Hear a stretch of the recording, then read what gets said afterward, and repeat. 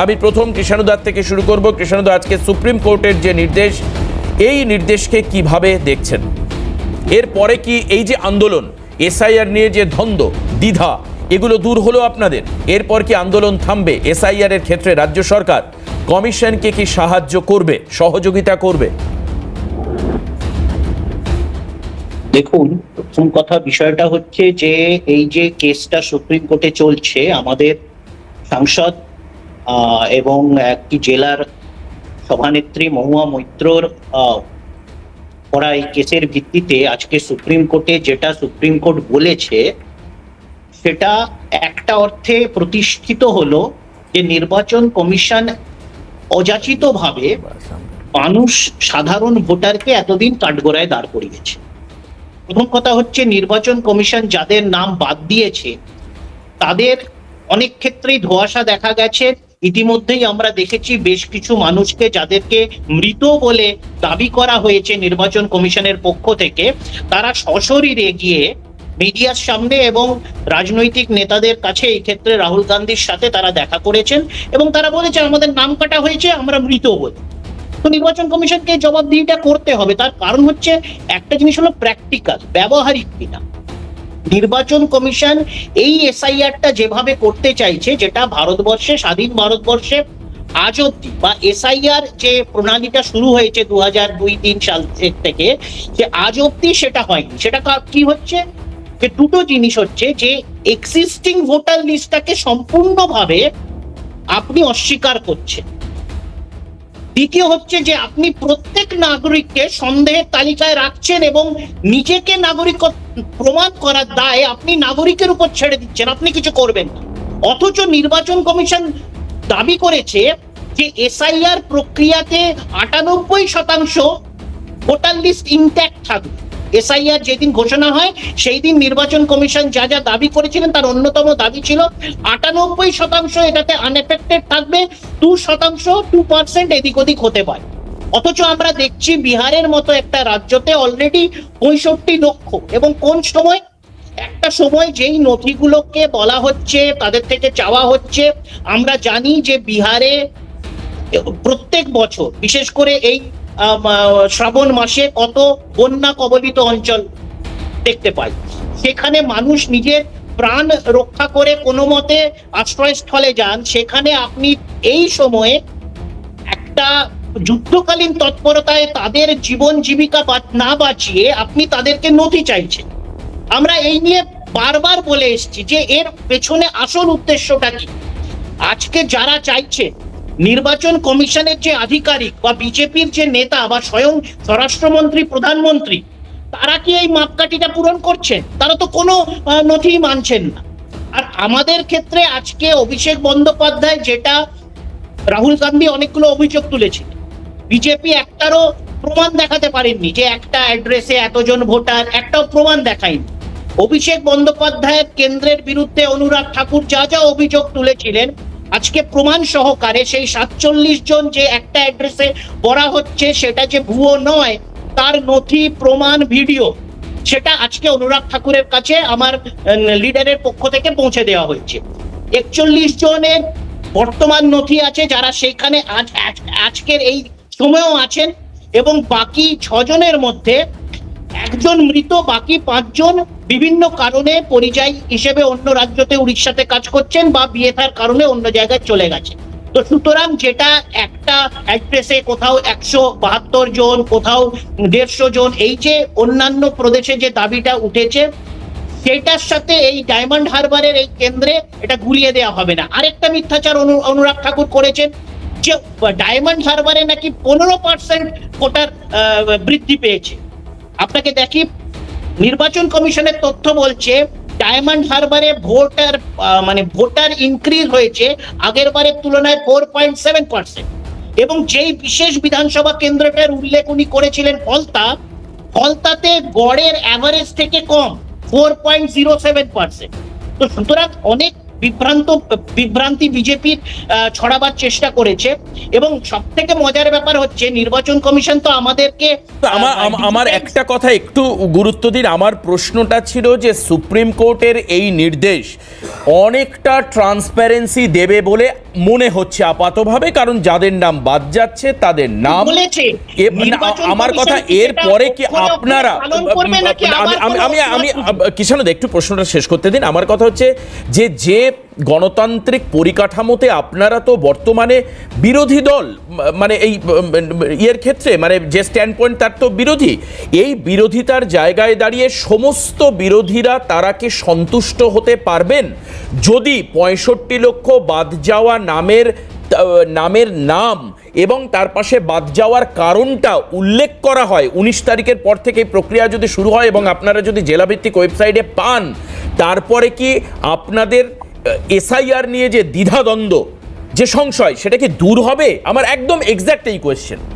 দেখুন, সেটা ডিপেন্ড করছে নির্বাচন কমিশন কিভাবে নিজেদেরকে পরিচালিত করে।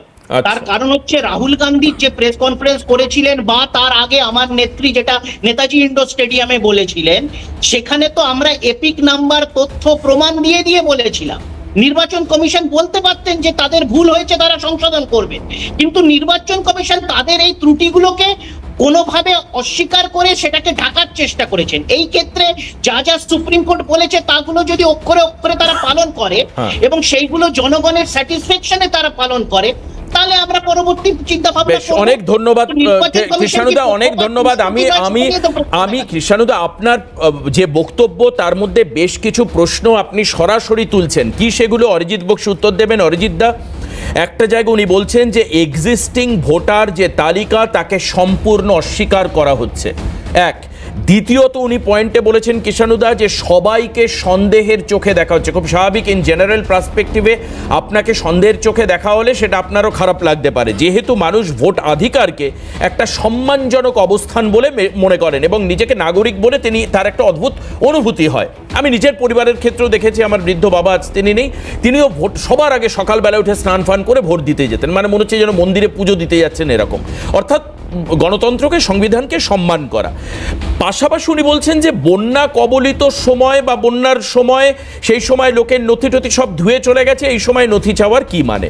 বিশেষত এই তিনটে জায়গা উনি উল্লেখ করেছেন। অভিষেকের প্রসঙ্গে আমি আসছি পরে, সেটা নিয়ে অনেক তর্ক বিতর্ক থাকবে। অরিজিৎ বক্সী, বিজেপি। দেখুন, প্রথমেই বলি, একটা বিষয়ের উপর ভাষা কিছু কমেন্ট করে দিয়ে হয়তো কিছু জনপ্রিয়তা বা হাততালি কুড়ানো যায়, তাতে বিষয়টার গুরুত্ব কমে। এই যে সন্দেহের চোখ, আমরা যখন বিভিন্ন মানে রেল স্টেশন বলুন বা বিমানবন্দর বলুন, যখন আমরা বিমান বা রেল ধরতে যাই, তা স্টেশনে ঢোকার সময়, এয়ারপোর্টে ঢোকার সময় সমস্ত সিনি নেতা থেকে শুরু করে অভিনেতা সবার সিকিউরিটি চেক হয়। তাহলে কি সবাইকে সন্দেহের চোখে দেখা হচ্ছে বলে ওখানে সিকিউরিটিটা চেক হয়, নাকি এটা স্ট্যান্ডার্ড প্রোটোকল বাকি মানে সিকিউরিটিটাকে এনশিওর করার জন্য? তো সন্দেহের চোখের কোনো ব্যাপার নেই। এই সমস্ত ভাবগম্ভীর গুরু কথা বলে বাংলা সাহিত্যের রচনা তৈরি করা যায়, কিন্তু তাতে যুক্তি আসে না। দ্বিতীয় যেটা একটা দেখলাম, আমার কৃষাণুদা 6 বার রাহুল গান্ধীর নাম আর আমার লিডার বলে উল্লেখ করলেন। জানি না কোন দিকে উনি এগোচ্ছেন, যেদিকে উনি এগোন ওনার জন্য আমার শুভকামনা রইল। এক্সিস্টিং ভোটার তালিকা অস্বীকার করার কথা বলছেন। আমি টপিকেই থাকি। এখন বিষয়টা হচ্ছে যে খুব ভাইটাল হচ্ছে আজকের সুপ্রিম কোর্টের এটাকে অন্তর্বর্তী আদেশ বলা যেতে পারে, কারণ ব্যাপারটা ফাইনালিটিতে যায়নি, সুপ্রিম কোর্ট কোনো ফাইনাল ভার্ডিক্ট দেয়নি, এবং পরশু দিনের সুপ্রিম কোর্টের অবজারভেশন, এই দুটোকে মিলিয়ে দেখতে হবে। এই দুটোকে যদি আমরা আলাদাভাবে দেখি তাহলে হয়তো বিষয়টার প্রতি একটা অন্যায় করা হবে। পরশুদিন সুপ্রিম কোর্ট তার অবজারভেশনে, আমি আপনাদের চ্যানেলেই ছিলাম, আপনি সঞ্চালকের আসনে ছিলেন, আপনি কিন্তু সেদিনই বলছিলেন যে সুপ্রিম কোর্ট তার পর্যবেক্ষণ দিয়েছে যে ইসিআইর যে আধার সম্পর্কে যে মতামত, সেটাকে কিন্তু সুপ্রিম কোর্ট বেশ কিছুটা এন্ডোর্স করেছিল পরশুদিন। তাহলে আজকে কি তাহলে সেখান থেকে 180 ডিগ্রি একটা মানে একটা প্যারাডাইম শিফট হলো? না, মোটেও সেটা নয়, ব্যাপারটা একই জায়গায় রয়েছে। কারণ সুপ্রিম কোর্ট, আমি কিন্তু সেদিন একটা কোট আনকোট কথা বলেছিলাম যে সুপ্রিম কোর্ট একটা বিষয় খুব সুন্দরভাবে সেদিন বলেছিল যে this is largely an issue of mistrust. এটা একটা অবিশ্বাস। এই যে মামলাটা, শুধু মহুয়া মৈত্র নয়, মহুয়া মৈত্র দৌড় লাগিয়েছিলেন ওনার নেত্রীকে বাঁচাবার জন্য, যাতে এখানে ওই ডেড ভোট, ফলস ভোট এগুলোকে রাখা যায়। তার সাথে আরও অনেকে এডিআর মুভ করেছিল, আরও অনেক স্বেচ্ছাসেবী সংগঠন তারাও মুভ করেছিল। সুপ্রিম কোর্ট কিন্তু সেদিন বলেছিল যে this is our issue of largely mistrust. কেন মিসট্রাস্ট, কিসের অবিশ্বাস? অ্যাকচুয়ালি বিষয়টার গুরুত্ব যতটা, তার থেকে অনেক বেশি হাইপ করে দেখানো হচ্ছে এই বিরোধিতার মধ্যে দিয়ে। একটা ছোট্ট পরিসংখ্যান বলি, তাহলেই বোঝা যাবে কি। বিহারের টোটাল ভোটার সংখ্যা কম বেশি কত 7,90,00,000 কাছাকাছি। তার মধ্যে এসআইআরের যেটা বিহারের এসআইআরের যেটা প্ল্যাটফর্ম 2002-এর ইলেকটোরাল রোল, তার মাধ্যমে 6.5 crore 6,50,00,000 কাছাকাছি ভোটারের নাম without any verification they are entitle to get voting right. তাদের কোনো ডকুমেন্ট জমা করা ছাড়াই তারা ভোটে অংশগ্রহণ করতে পারবেন। তাহলে বাকি পড়ে রইল কত 1.4 CR 1,40,00,000 কাছাকাছি। তাহলে যুক্তি বলে যে এই যে বিহারের যে 65 লাখের কথা বলা হচ্ছে, যার ব্রেকআপটাও ইলেকশন কমিশন দিয়েছিল, যে 20 লাখ মৃত, 28 লাখ যারা শিফট করে গেছে, 7 লাখ ডুপ্লিকেট অর্থাৎ মাল্টিপল ভোটার কার্ড হোল্ডার, তাদের একটা করে বাদ যাবে, 1 লাখ নট ট্রেসেবল। তাহলে এই যে সংখ্যাটা, এটা সেই যুক্তিই বলে যে এটা সেই 1.4 CR 1,40,00,000 মধ্যে অন্তর্গত।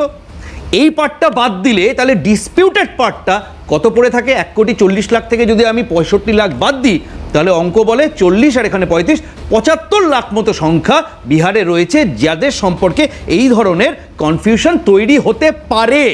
যদিও আমি বলবো তৈরি হওয়ার কোনো জায়গায় নেই, কারণ থ্রু আউট সেপ্টেম্বর বিহারের প্রতিটি ব্লকে জনশুনানির ব্যবস্থা ইলেকশন কমিশন রেখেছে, এবং সেখানে কেউ যদি মনে করে যে আমার নাম থাকা উচিত কিন্তু নেই, সে হিয়ারিংয়ে পার্টিসিপেট করে তার নামটা প্রকৃতপক্ষেই তুলে নিতে আজকে পারে। উল্লেখ করা হয়েছে 6 নম্বর ফর্ম ফিল আপ করবেন এবং সঙ্গে তিনি আধার চাইলে এপিকও দিতে পারেন, নট ম্যান্ডেটরি। ম্যান্ডেটরি নেই, কারণ দেখুন ম্যান্ডেটরি এটা সুপ্রিম কোর্টও, আমি যতটুকুনি সুপ্রিম কোর্টের যে যতটা মতামত পর্যবেক্ষণ এসেছে, কারণ বারে বারে বলছি এটা অন্তর্বর্তী আদেশ এবং এটা নিয়ে অসুবিধার কিছু নেই। আমি তো আপনাদের চ্যানেলে বসেই অন্তত 10 বার বলেছিলাম যে ইলেকশন কমিশন যদি মনে করে এটা টেকনিক্যালি ভায়াবেল, সুপ্রিম কোর্টের যদি সেই দিকে মতামত থাকে, আমরাও চাই জনগণের যাতে কোনো অসুবিধা না হয়। আধার কার্ড তো আমারও আছে, আপনারও আছে, যদি সেটা ব্যবহার করতে পারা যায় তাতে অসুবিধার কিছু নেই।